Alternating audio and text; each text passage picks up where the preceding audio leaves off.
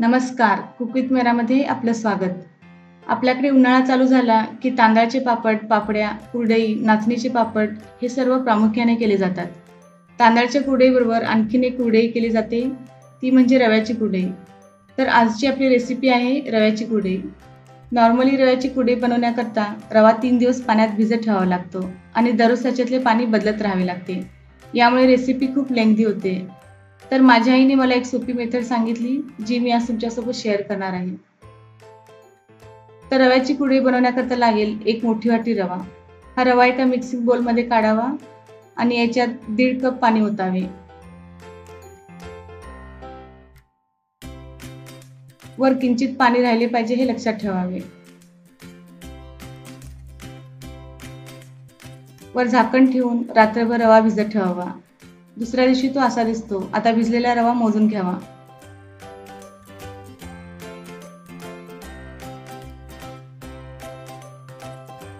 हा 1 वाटी रव्यापासून 1.5 वाटी इतका रवा तयार झालेला आहे.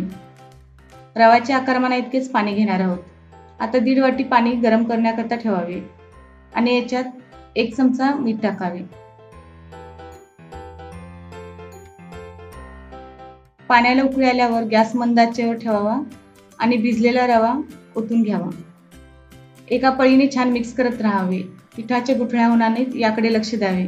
साधारण 5 मिनिटात पीठ घट्ट होईल आणि पिठाचा कलर देखील थोडा चेंज झालेला दिसेल. पाणी उकळल्यानंतरची प्रोसिजर मंद आचेवरच करावी. आता पीठ घट्ट झालेले दिसत आहे. वर झाकण ठेवून 4 ते 5 मिनिटाकरता पुन्हा पीठ शिजू द्यावे. तयार झालेले पीठ गरम असतानाच साच्यात भरावे आणि प्लास्टिकच्या पेपरवर कुरडया करून घ्याव्यात. या कुरडया वाळल्यानंतर खूप बारीक होतात, यामुळे आपण मोठ्या शेवची फिरकी वापरणार आहोत.